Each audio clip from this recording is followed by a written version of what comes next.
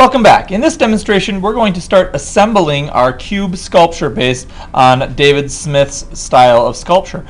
Here's my example that I've shown you in previous videos, and you can kind of see how it's arranged so that the forms are coming off of each other, almost like growing out of one from the other. And you can also see that there's interesting negative spaces, or the spaces that you can see through the actual forms, which are an integral part of the sculpture. You can also see there's a base for the sculpture to sit on. So we made our sculpture base in our last session in art, and today we're going to start attaching our forms together to create the overall form of the sculpture. So you should have your base that looks like this. Make sure that on the bottom you have your name and your grade number and your homeroom teacher written on there, which we should have written on last time, and that you have all of your forms. You should have a minimum of 2 of your A color, 4 of your B color, and 1 of your C color. All right, now to get started, you're going to need an orange top glue bottle. You're going to have to untwist it, and as we talked about in our last video of assembling the cubes, you should have a little piece of paper towel sitting next to you to wipe your finger on as you go through, and you should be able to easily squeeze out the glue. Now, as we start cutting our boxes and forming our boxes, you're going to be having to use the tip corner of your scissors to poke through some of the paper, and you're going to have to be using maybe a bone folder on the side to bend the paper here and there if you need to. Couple vocabulary words just to remind you. Form is any 3-dimensional shape, so these boxes are forms, and as we put them together we'll be creating like a 3-dimensional form of the sculpture. And unity is meaning that everything's working together. All of our boxes, we want them to have a unity of form in the overall finished composition. So try to have them work together and have unity. Now, to get started, you don't have to do this, but I'm going to suggest that you take your first box that you want and glue it firmly down to your sculpture base so that it's really nicely and solidly attached. You could glue it on so it's equal, or so that it's a little diagonal, or however you want. Okay, so I'm just going to start with this one. I actually am going to glue this side down. And just like we did in our assembling videos, smooth the glue out evenly so that it's having a good attachment to the base. This will make sure that your sculpture is really solid at the end and doesn't wiggle around a bunch. Okay, and I'm going to just hold these two here and kind of set my one cube a little off center. Hold that on for a good 60 seconds. Count in your mind, and you should be at this point, if your cubes are dried, you should be able to press quite firmly on them without bending them or malforming them. All right, so there's my first box. Now I want to have my other cube kind of on an angle in here. Now this one I'm going to make so that it's poking into the base a little bit, and I'm going to twist it a little bit so that I can kind of glue this corner here onto this piece here. So I'm going to have it something like that when we're done. Okay, so what I'm going to do is I'm going to look at where that point meets the, here maybe if I turn it this way, where that point meets the base of my sculpture, and I'm going to put a little dot there with my pencil. Might be a little hard to see, you can kind of see it if I rotate it in the light there. And that's where we're going to need to make a little slot. Okay, you can use either the point of your scissors to kind of carefully poke through, or if you have trouble, you can come and bring your box to me, and I can take an X-Acto knife and just get the hole started for you. So I'm going to use my scissors just for the demonstration here. I'm just going to wiggle and make a little hole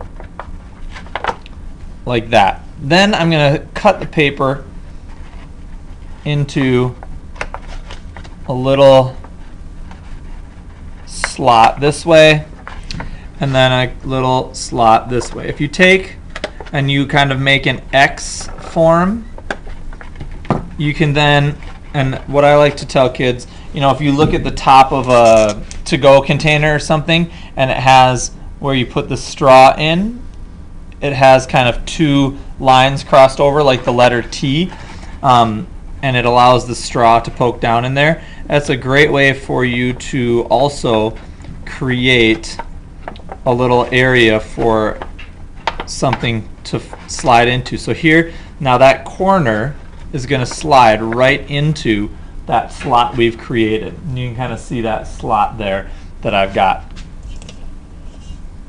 Now I want my form to be just a little farther back. So I'm going to cut that slice a little bit more and take my bone folder, and underneath my form right now, or underneath my base, it kind of looks something like that, and I'm holding my fingers on this side of the base to kind of fold against my finger. Okay, now we've got that one situated in there, and now we're just going to take, and by looking at it, I want a little slice on my red cube to be right there. Okay, you can kind of see that little line I've drawn on there. Then you're going to just take your scissors, snip through that corner, and if I slide my scissors in and just cut right on the edge here, and cut right on the edge here, I can again take my bone folder and just slide those edges in a little bit by folding them inward like that, and that's going to give us an edge to glue on here. Okay, so now getting to the hard part. We want to have those two things line up, and what you're going to do is you're going to take your glue and you need to put it on the tab here, and you're going to want to then put a little bit right on the tab where it's going to meet up. Now this is just going to take some going back and forth and kind of putzing along to make sure that you get the glue in exactly the right place. Okay, now the glue for here, if I put a little bit on my tab on this side and a little bit right where I expect it to line up. I expect it to line up pretty much right here on the edge, here and here. Okay, and then the tricky part is going to be just holding it. Now if you were doing this at home and you didn't want to just use Elmer's glue, you could use hot glue or something like that, and that would hold very well. Okay, but since we're at school and I don't have enough hot glue guns out for everyone, I'm going to use the Elmer's glue, and you should be able to, by slotting it and folding the paper and having the two edges of the paper joined fairly well, you should be able to make them stick pretty well. Okay, now I'm just holding this. I'm going to hold it for another 60 seconds and try to get those pieces glued together well. And once you're done, it should stand pretty well. So here's my finished forms. Okay, and you can kind of see how those are attached to each other. Now, the trick is, at this point, you need to start thinking about, well, what do I really want it to look like? How do I want these forms to fit together?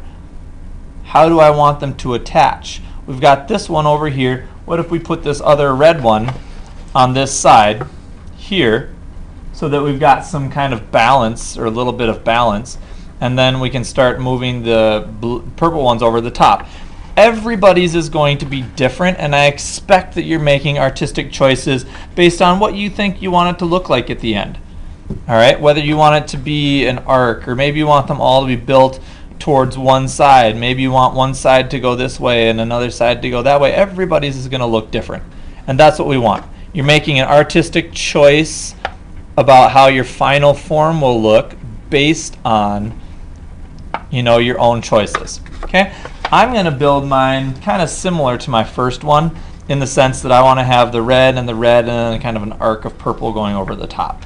So here's my second box. I'm just going to glue this directly on top. So if we're looking at it from the side, you can see that it's going to be kind of stacked, kind of stacked to the side like this, so that the kind of edges are parallel. Even though that first cube was set off center, it's parallel, kind of like that. Okay, hold it together. Also, the more you have the flat edges or the flat sides glued together, the more stable it will be. This will be pretty stable once it's dry, but it does just take a little bit of doing to make sure that you've got a nice stable form. You can see this form from the bottom. I'm holding those two together. Okay, and now we're going to continue. I think if I hold this to the side now, you can kind of see I maybe put one here, one there, and one down over here, and then maybe have the green one in between. So, doing this, I'm going to continue the same idea, but I'm going to show you a different way to do this. I'm going to take my scissors and I'm going to snip the tip of my cube off so that I can slide my scissors inside.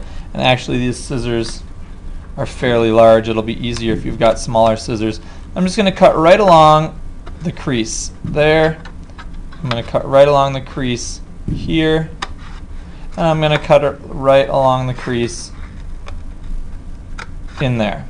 Okay. Now with that said, you can do the same thing and bend these back until you've got a flat surface to glue on. So if I take these corners, I fold them inside and use my bone folder to help me fold them inside. This one's going to be a little stiffer because it's got the glue on it. Okay, but now you see how that creates kind of a flat area right there. Then you can take your glue on that flat area and stick that flat area pretty much anywhere. So I'm going to stick it right here on the corner of my cube. So if you see that cube from before, I'm going to stick it right there on the corner.